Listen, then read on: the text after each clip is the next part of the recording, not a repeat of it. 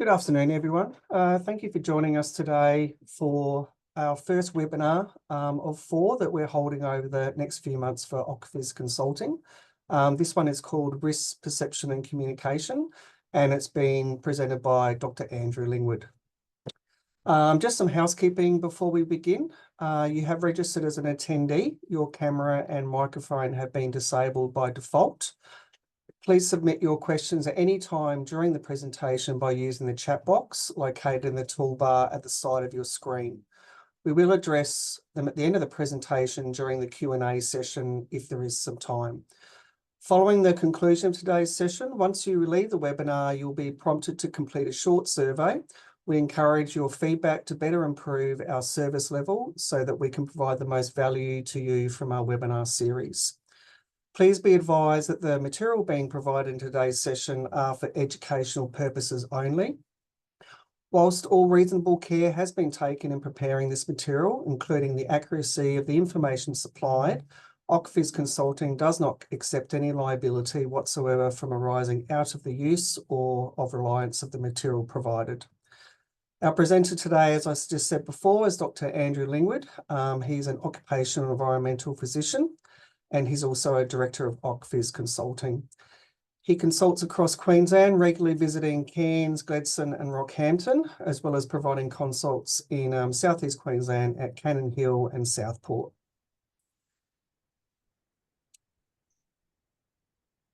Okay, so over to you, Dr. Andrew Lingwood. Thank you.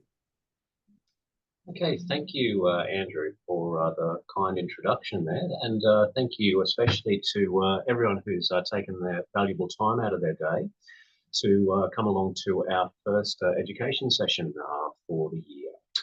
As Andrew's mentioned, my name is Dr. Andrew Lingwood. I'm a consultant occupational medicine physician and one of the directors here at Occupational Consulting. And what we're going to do today is, rather than talk about a specific health topic, we're going to do something a little bit different and talk a bit about how individuals perceive risk and what this might mean for how we are trying to communicate risk in our work, be that in a health and safety policy, be it in a toolbox talk, or perhaps a more serious situation where you have to respond to an adverse event in your workplace, like maybe a chemical spill or an equipment failure that's led to an accident. So, let's work out how to advance my slides here. So, as you can see, I'm going to try and cover a few areas up there today. We're going to start by talking about what we actually mean when we talk about risk. I'm going to spend a bit of time talking about how we think people perceive risks and why this doesn't always correlate well with what other people might think to be the actual degree of risk or the actual magnitude of the risk. This will then hopefully lead us nicely into a discussion of outrage and how this links with risk. I'm going to use the above to try and think about how to effectively communicate risk in different circumstances. And then finally, try and bring this back a little bit to some situations which might arise in your workplaces, ideally with a little bit of input from everyone who's been kind enough to attend if we've got some time. Now, aim is to have some time for questions at the end. I'm not expecting to speak for much more than about sort of 40 minutes at most here today, sort of 30 to 40 minutes. So hopefully we'll have plenty of time for discussion today. So moving on, just really briefly, a quick word about occupational environmental physicians before we start. This is kind of the mandatory plug. I'm sure, given the interest that you've expressed, that perhaps some of you have had some experience working with occupational environmental physicians, but for those who perhaps are less familiar, we are specialist medical practitioners. We manage medical issues at that interface between health and work. And one of the really key parts of our training and practice that separates us from other medical practitioners is this notion of medical risk management, which is part of why I'm talking about this today. We are frequently working in the area of identifying, assessing, communicating, and managing risks from a health perspective and from a work perspective and from a health and work perspective. So this medical risk management consultancy, we sort of need to use skills in clinical medicine, risk management, and also working with organisations to assist with policy development or response to events. We do a bunch of other things as well. We do have like a specialist clinical referral service for GPs who've got patients with complex work-related conditions. We've got extensive experience in providing medical advice and opinions to individuals, employers, insurers about how medical conditions might impact work or whether there might need to be some modification or restriction of duties. We also tend to work with organisations directly as well. I mentioned the organisational risk management before to help with policy development. This might include going out on site to visit to a site visit to assess the hazards on site, then make recommendations for controls. We've done work for consultancy for COVID-19, managing workers' compensation claims, and a bunch of other risk management services. We also do have a comprehensive independent medical assessment service as well in a variety of contexts, as you can see up there. But that is enough on that. Let's get back to what we're talking about today. So what is risk? Now, before I talk about risk, I probably need to define hazard as well. Now, I'm actually just going to take one step back quickly here as well. Now, I appreciate people are probably dialing in here from a number of different professional backgrounds. There are probably people who work a lot with risk, so some of this stuff will be very familiar to you. If it's not familiar to you, I hope that this explains it, and if it is familiar with you, I hope it's not too boring. I'll sort of try and strike the balance there, but apologise if I don't get that quite right. So a hazard is, we sort of define it as maybe like a source or a situation or anything really that has the potential to do harm. That might be harm in terms of human injury, it might be ill health, damage to property, financial loss, damage to the environment, or some combination of these. So a hazard is something that can do harm. Risk, on the other hand, is often defined maybe like a little bit more theoretically or esoterically. The global standard ISO 31000 on risk management defines risk as the effect of uncertainty on objectives, which doesn't really tell us much, I don't think. So, I mean, just breaking it down a little bit. So an effect is essentially a deviation from what is expected. Now, a deviation might be positive or negative in that regard. You know, objectives might be financial objectives, health and safety objectives, environment objectives, those sorts of things. Often, we sort of characterize risk by talking about the potential events or outcomes or the consequences of the risk. And sometimes it's also expressed as a combination of that consequence and also the likelihood of that consequence occurring. And that latter bit is actually more in line with how that ISO 45001, the Occupational Health and Safety Management System standard, which again, I'm sure lots of people on this talk are familiar with, it sort of focuses a bit more specifically on defining risk as a combination of the likelihood of occurrence of some kind of hazardous event or exposure, as well as the potential severity of the injury or ill health or damage that's caused by it. So it's that combination of frequency or probability and consequence, which is where the OHS management system definition comes in. But more so what I'm going to talk about today is this last point down here. We're going to talk a lot about this idea, which was initially proposed, or most famously proposed anyway, by an occupational hygienist by the name of Dr. Peter Sandman, who suggested that risk is often conceptualized as a combination of hazard and what's called outrage, or a hazard being how much harm is potentially there, how harmful something is, and the outrage or how upsetting that hazard is to people. So, risk, as you can see up there, it is perceived as a multidimensional concept. How do this is how we think that people perceive risk. People don't just perceive risk as some kind of mathematical combination of likelihood and consequence. And this idea that it's more than that, it really dates back quite some time, probably back to at least the 80s, which depressingly realizing is actually a very long time ago now. And I mentioned before that the most famous individual in this regard would be Dr. Peter Sandman, who is trained as an occupational hygienist, but now works more as a risk management consultant. So it's a multidimensional concept. And the key notion here is that there are certain emotional factors or fright factors or dread factors which can predict which types of risks are likely to cause the most alarm amongst people. This is the notion of outrage or outrage factors. And you've got to take this into account, use this research and understanding to predict responses and plan how you're going to communicate and deal with risk. We know that hazard and outrage are not well correlated. Just because a hazard is really, really dangerous, take cigarette smoking for example, outrage is not necessarily equally high. The outrage, people who choose to smoke cigarettes, that's not typically something that causes this degree of outrage. So what are these sort of emotion or dread or outrage factors which we can kind of use to try and predict which type of risks are going to cause the most alarm amongst people? Now, these, as I said, are often summarized as outrage factors, and I've placed a list of some of those sort of things that have been identified up on the screen there. So let's just sort of talk through some of these a bit. I'm not going to go talk through all of them, of course.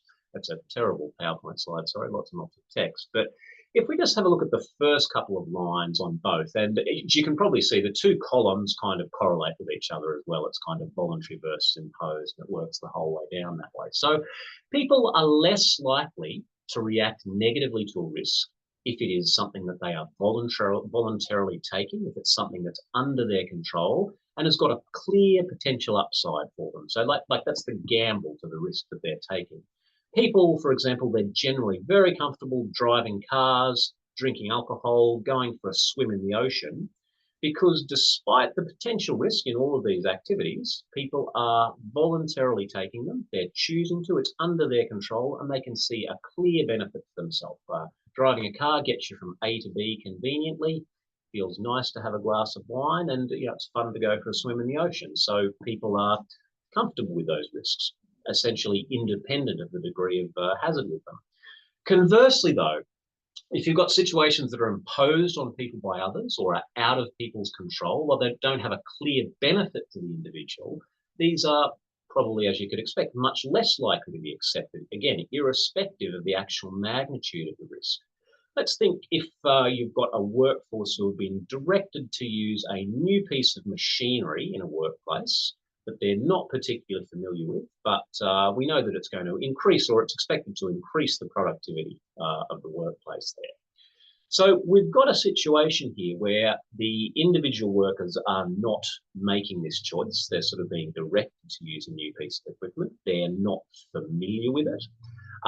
Whilst there might be benefits in productivity, that's probably going to be perceived as more of a benefit to the employer than the individual there. So that, this is something, whilst you may not think that introducing a new piece of equipment or a new process that seems to be inherently safe as far as all research shows, this is why it might be sort of responded to negatively. This kind of leads a bit into this idea of fairly distributed versus unfairly distributed risks. Maybe let's think about another example. Let's think about a new highway or motorway is being put in to improve transport from, I don't know, the northwestern suburbs of a city. But close to the city, it's got to go through a tunnel, and that tunnel's got to be dug under some properties. The owners are worried about subsidence or worse. The engineers have determined that this is very, very unlikely. But in this circumstance, one of the issues, there's probably a lot of issues that those owners are going to be worried about, but one of the things is that they are going to be perceiving here that they are taking on the risk to their property, whilst the benefit is actually not coming to them, but it's coming to another cohort of people, the people who are going to be using the motorway. So again, irrespective of how likely that tunnel is to actually cause damage, this is going to cause outrage for that group of people. In general, long-term or chronic exposures to hazards tend to be a lot less fear-inducing than acute catastrophic events. Let's think about what we hear on the news. Which are we likely to hear on the news that today that there have been another 50 deaths due to smoking-related disease, or pray tell, of course, that this doesn't happen, or that 50 people have died in a warehouse fire in an outer suburb somewhere. Now, one of these two risks happens basically every day in Australia. The other is exceptionally rare, but we all know which one is going to make the news cycle. Equally, we all know which one of those is likely to result in, increased regulations. We're not going to increase restrictions on smoking because another 50 people died today, even though that happens every day. But an event that kills 50 people in a warehouse fire is likely to result in, a detailed review of what happened and whether regulations need to change. There's also some more like less concrete notions whereby people generally get more concerned about things that are maybe man-made or exotic or unknown to them rather than things that are natural or familiar. Now, again, this doesn't really correlate very well at all with the actual degree of risk. There are some very hazardous natural substances. I mean, asbestos is a natural substance, and there's some very helpful man-made substances. Of course, the converse is equally true as well. But people are likely to be more concerned about something that is man-made. There's some value judgment type criteria as well. Broadly speaking, we know that the population as a whole tend to be more accepting of risks that affect adults rather than the same risk or the same degree of risk that might affect young children or pregnant women, say. Things that are really memorable or really dreaded will also create more emotion and outrage than things that are less so. Think anything nuclear or radiation related, or medically, think of cancer as a disease. These are things that are memorable and dreaded, and any risk associated with these sort of things, again, irrespective of its actual magnitude, is going to trigger these sort of responses. Now, there's a bunch more examples up there, and we could sort of talk about more and more, but I think you're probably getting the general idea here about how these can impact how people perceive risk. So is there a way, how can we manage this sort of notion of outrage? I think the first key thing to understand is that in any aspect of this perception, you've got to accept it. Outrage is a fact of life. It is utterly pointless to say this is irrational. There is zero idea of focusing on this idea that the people who are concerned are being irrational. This notion of outrage and the factors that promote it has been studied for decades. We probably know more about how important outrage is than we do actually about the degree of hazard of some items as well. So, I mean, who is actually being irrational here, the public or the people who are continuing to act the way that we know that they are going to act, or the people who ignore this and get surprised at the public's response? You've got to understand this, and we have to use it when we try and talk to people about this. So this leads us to risk communication. So what exactly is risk communication? Now, I've put a really formal definition up there from a Commonwealth body known as NHealth. This is a group that provides guidance for dealing with environmental incidents and environmental hazards. So it's a very big part of their work. So they've described, as you can see, an interactive process involving exchange of information among groups and institutions and experts about the nature, severity and acceptability of risks and decisions taken to combat them. Now, that's a very wordy definition there. A bunch of other organisations have got some nice definitions as well. The International Atomic Energy Agency and the US Environment Protection Agency also work very much in this space, but again, so they've got lots of definitions as well. But I sort of kind of just want to break it down a little bit into more sort of useful or key parts. So, we might think of risk communication, it's an exchange of information, as we said, and it's the ways that an audience, be they your employees that you're talking to or the general public as a whole, are being informed about potential risks and benefits of something, be that like a work project, like a new building project, a program or an incident or a process in your workplace. So effective risk communication must understand that this perception of risk is a dual process of fact and feeling. You must acknowledge the notion of outrage. All good definitions will highlight the fact that it is a two-way process. It must be perceived as interactive or a dialogue between people. You don't want people to feel like they are just being lectured to or told what they need to do. That doesn't really work in any type of communication. In the context of using risk communication, for example, to encourage safe practices in the workplace, it's much more successful if your goal is to encourage certain behaviours and explain why they're important, not just say you need to do this. Again, that is probably makes perfect sense to everyone who's on the talk here, but it can sometimes get forgotten or pushed to the side a little bit in some of the circumstances that we're going to talk about. It really as well, it must be perceived as sincere and genuine. The cliche, your organisation must walk the talk. It's a matter of what you do, not what you say. If there is a perception that the organisation is not focused on or looking after safety of employees, whether that is true or fair or not, if that perception is there, then out of the blue coming to a presentation or a toolbox talk and saying, you need to do X, Y, and Z to keep yourself safe, that's just not going to come over well based on what we know about how people perceive risk. So, when do I communicate risk? I'm sure lots of people who are listening today communicate risk regularly as part of their work. So, there's common or more basic situations that you sometimes might not even think of as actual risk communication. But if I'm talking to a patient about side effects of medication or talking to them about quitting smoking or cutting down alcohol, this is all a form of risk communication. I might be providing some advice to an employer or a patient about how they can safely continue to work. We then sort of move on, I suppose, to maybe what you might consider more traditional situations of risk communication here. Maybe someone may need to meet with and lead a discussion in a workplace where there's been a funny smell, or going to a school where asbestos has been found in the roof and talking about the risk there.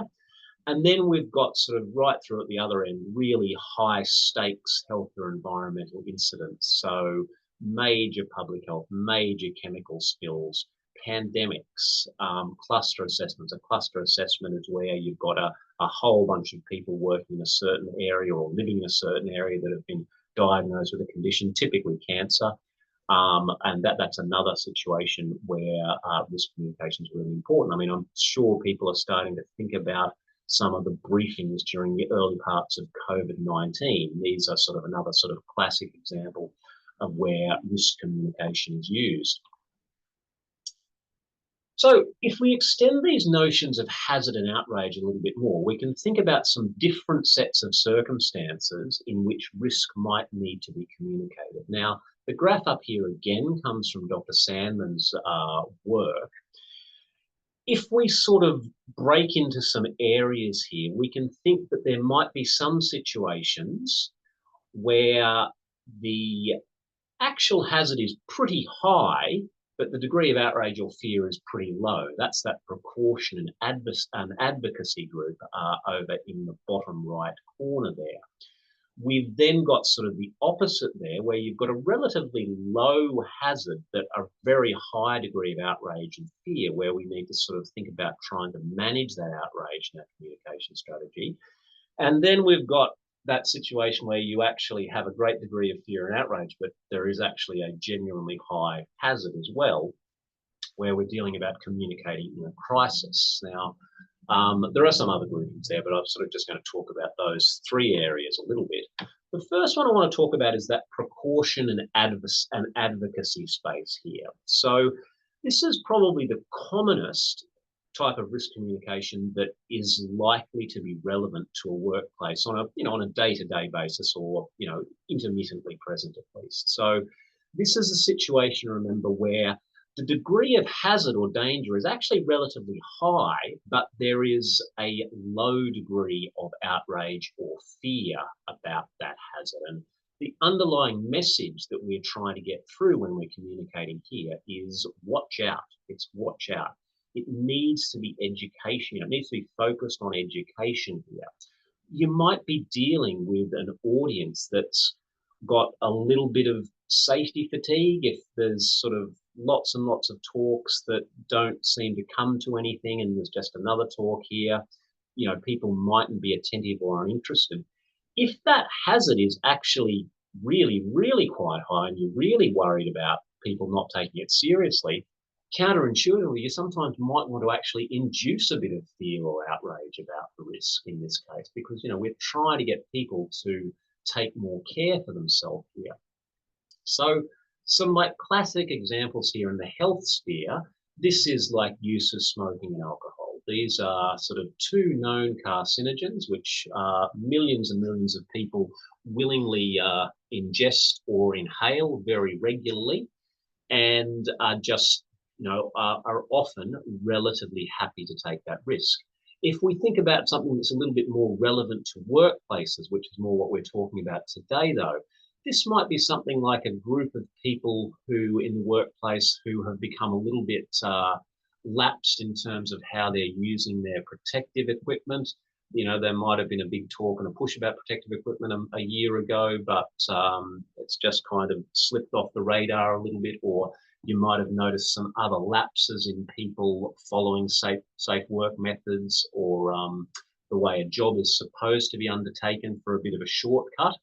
So these are all situations where, whilst on one hand you might think of these as, I just need to go and give so-and-so a kick up the rear end, what you're actually doing here is you're communicating risk. This is sort of precaution advocacy type risk communication. And if you sort of recognize that and think about some of the things that we're talking about today, hopefully the way that you have that conversation will result in some more successful outcomes.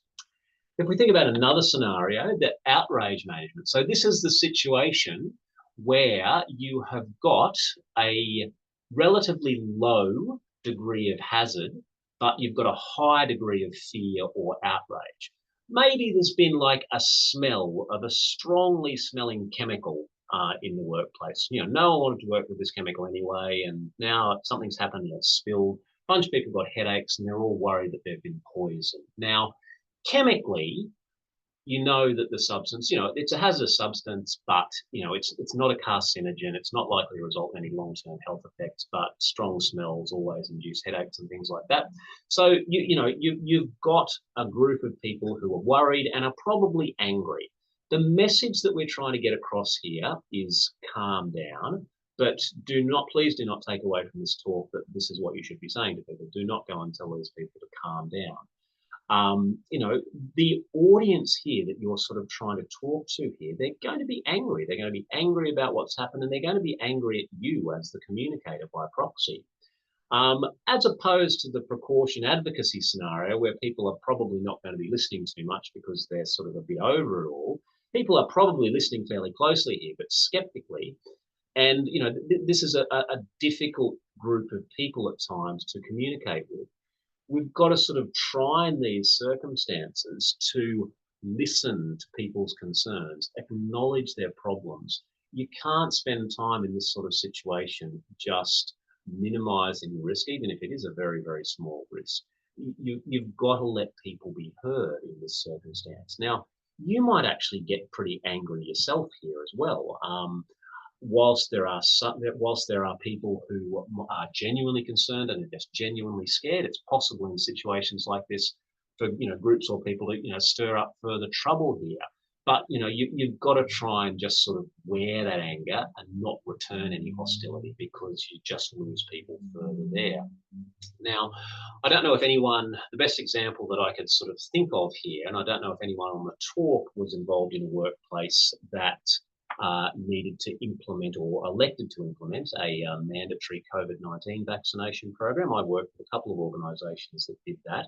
And this was like a classic example of this outrage management. We had a vaccination which had a risk-benefit profile, which everyone is, I'm sure, very familiar with. There were certainly some identified hazards with it, but the overall, global recommendation was that this was a safe vaccination which would significantly decrease the likelihood of people transmitting COVID and the severity of their illness. But if we think about those outrage factors, you know, this is a new disease, it's a new vaccination. There's this idea that it's a DNA vaccination. Now, technically, it's not a DNA vaccination, it was an mRNA vaccination, but it's, you know, it's DNA. It's another one of these common, sort of exotic or unknown things. You know, there's the idea that people are getting vaccinated for the benefit of others, like in the health industries anyway. It was being externally imposed. So, I mean, it was entirely predictable that people were not going to respond well to this. But, you know, again, this is what risk communication, and particularly outrage management, is all about, trying to deal with groups that are not happy about a risk or a hazard. The last group I was going to talk about here was this idea of crisis communication. So this is a situation where both the hazard and the outrage are high.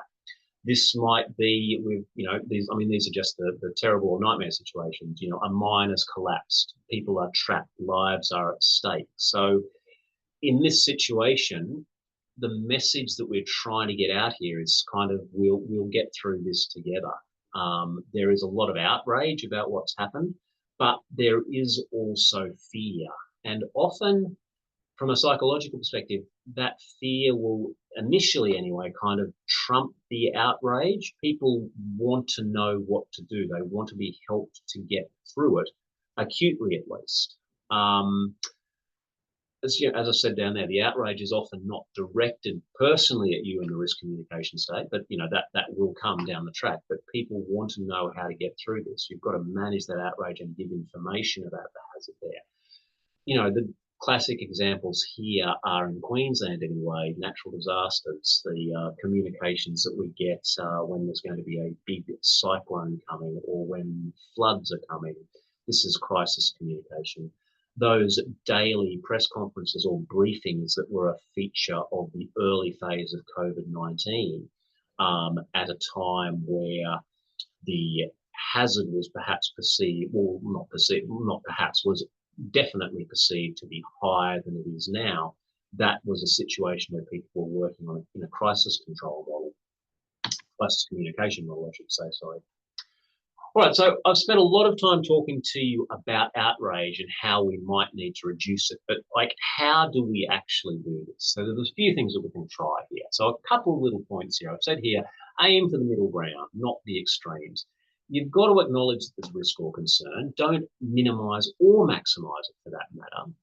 You also need to aim for the middle ground of the audience. You need to realize that there are probably some people who are never going to come on board with the message that you're trying to get across, but maybe you need to sort of spend a little bit more time and focus on, you know, focusing on the middle ground or the middle group rather than the extremes of the group. Another really important thing is acknowledging problems or mistakes. So if something has happened, if there has been a lapse or a safety incident, it's really important that, you know, it's not up to you as the risk communicator or the person under whose watch the mistake was made to say, okay, yes, there's a mistake, but we're going to move on and just move forward with it now. You know, you don't get to sort of decide yourself when you move on from the mistake that was made. The audience have to have a role in that as well. The point I've set up there about don't take credit for what the regulators forced, I'm just going to sort of explain this a little bit further with an example that I've sort of worked in the last few years. In the sphere of silicosis and stone benchtop work, as I'm sure many people have sort of thought about, have been familiar with this, one of the things that happened is when the really bad work practices were identified, regulation was put in place that required all of the factories to introduce water cover for their processing and much better protective equipment. And when I would sort of speak to some of these workers when they were coming in for their medical assessments, a lot of them would just sort of point out the fact that, you know, the employers now telling us about all of these great things that they're doing and putting in place for our safety. But, you know, we know that they're only doing it because they were made to do it by the regulator. And so that just, it doesn't sort of build any trust or credibility for you if you sort of if an organisation takes credit for what they've been forced to do. Sharing control is really important as well. Thinking about unvoiced concerns as well. Whilst there might be some audiences that are very vocal about raising all of their concerns, there can equally be people who are a little bit quieter, a little bit more introverted, a little bit worried. If you can sort of think about what people might be worried about and sort of, you might actually raise potential problems yourself.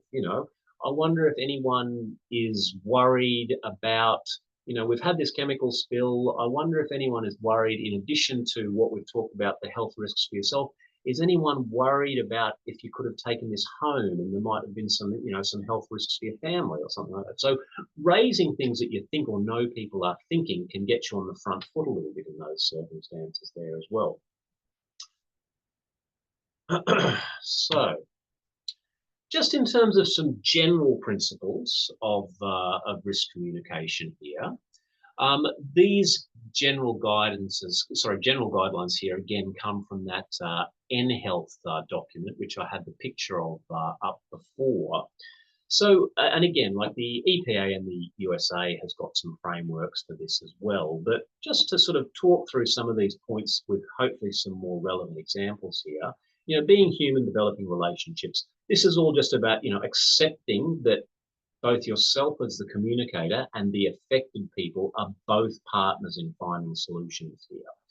You've got to acknowledge that it's that two-way thing again. It's got to be a two-way thing. Where we say plan carefully but assess quickly,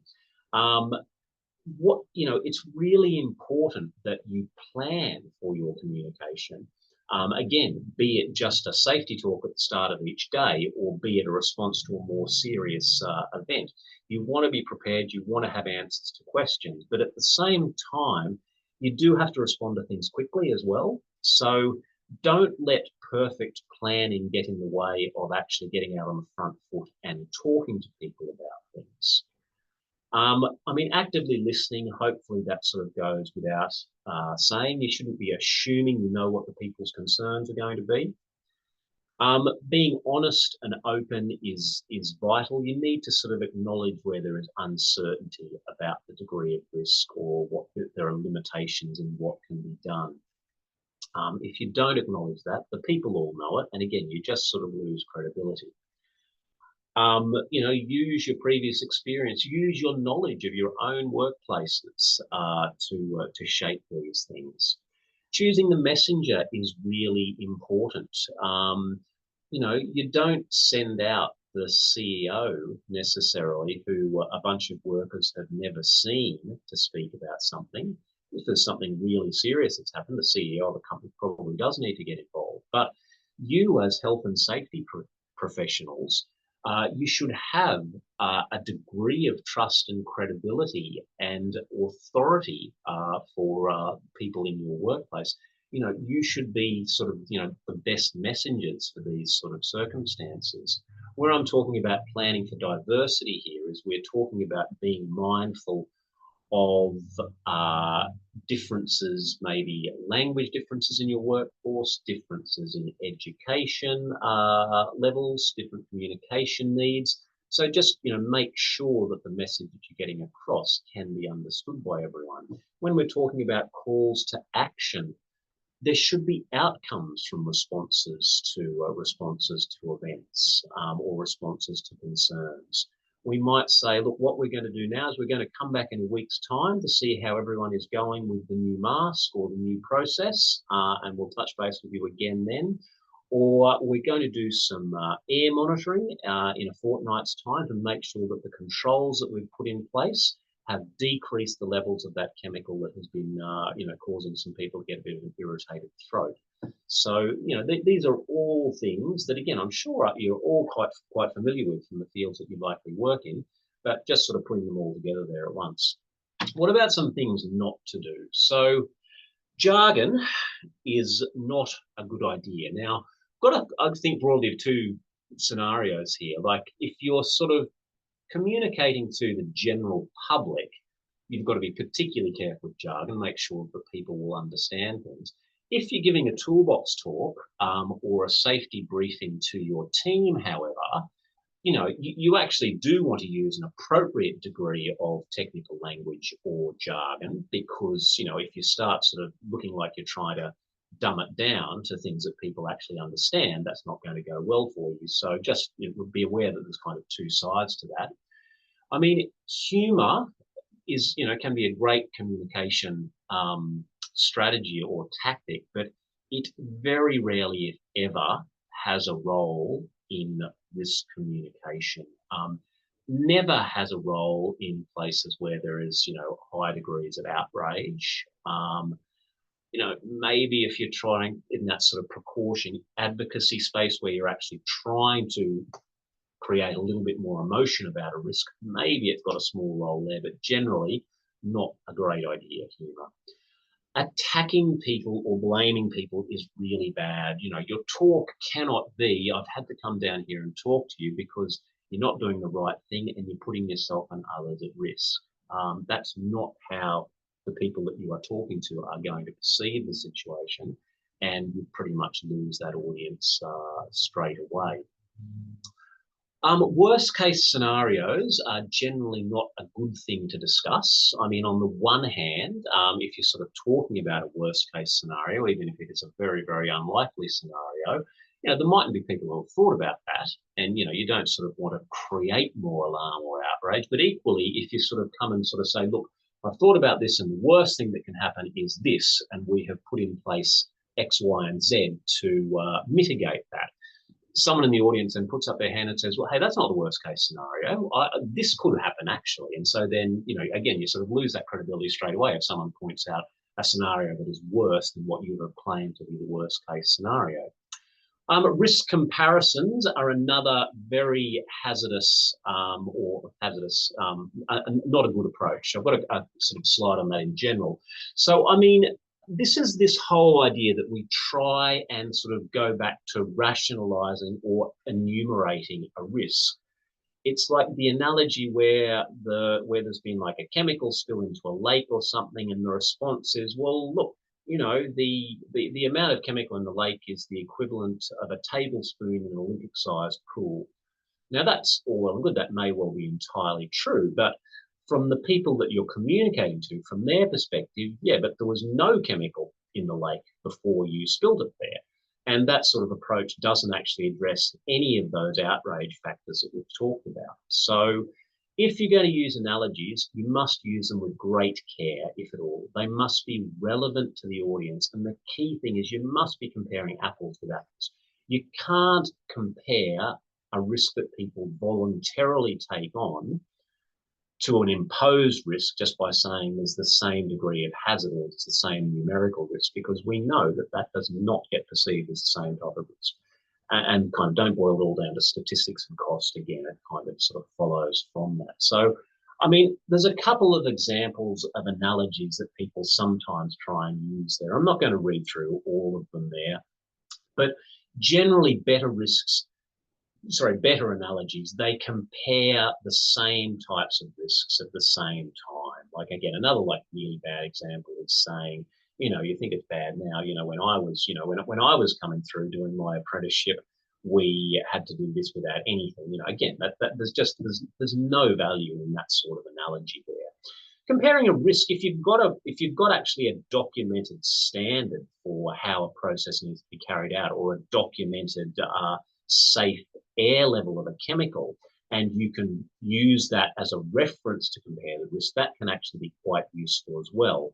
But then again, over on the other side, comparing costs, presenting a risk-benefit analysis is not a good idea. And, as I said before, the worst thing you can do is sort of try and compare with some kind of voluntary risk by saying, you're more likely to die from driving a car or smoking, because, again, there's just no point in going down there. So, I mean, how is all of this relevant in day-to-day health and safety practice? So, I mean, I've sort of throughout the talk, I've tried to flag a few situations that this might become relevant. I appreciate that it's not common that you're going to be sort of solely responsible for leading risk communication for something like a major chemical spill, a multi-fatality accident, or a new concern that a substance or a process in your workplace is linked with cancer. in those sort of critical situations, it's likely that there's going to be a team involved. There'll be the management in your organisation. There might be a public health physician, occupational physician, specified risk management consultant. And again, we'll sort of talk about some of the things that they might do, but I think it's a lot more common in just about every workplace that precaution advocacy space that we talked about, where the hazard is relatively high, but there's a relatively low level of fear or concern, which can perhaps lead to some lapses in how things are done. And it might be you or your safety team that needs to effectively communicate about the risk of not wearing the PPE properly or taking a shortcut with a piece of machinery. And my hope from today is that you can maybe draw some guidance from the information that I've presented here to perhaps increase the effectiveness of how you're able to communicate in those circumstances. So that is basically all that I was going to talk about in terms of the theory, in inverted commas. So thank you again for your time. And I'm very happy now to look at any questions, or, as I said, like if people have got and are willing to sort of, share any examples of times that they've had to communicate in circumstances like this, which we can talk through a little bit as a group, I'd be very happy to do that as well. But again, thank you everyone for your time, and I'll hand back over to Andrew for a moment. The other Andrew, sorry, it's confusing with both Andrews. Thank you very much, Dr. Lingwood, for that insightful presentation. Do any of the registrants on board now, do any of you have any questions you'd like to send through?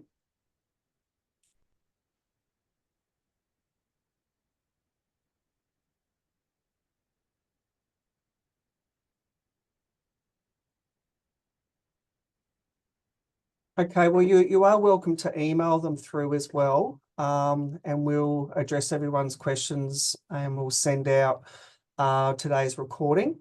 So today's presentation has been recorded, and I'll make sure I send out a copy to you all.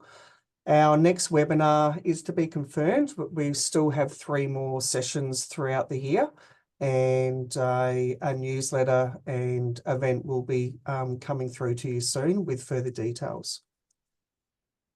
Just wait for a little bit to see if anybody does want to send any questions.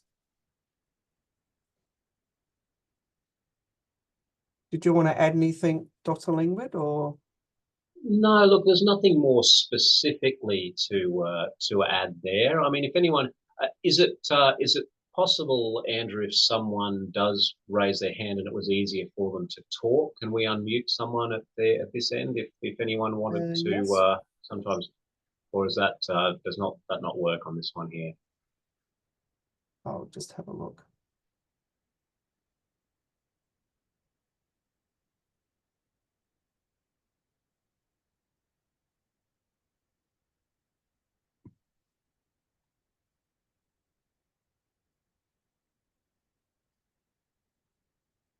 Yeah, I can't see anybody that has raised their hand, so.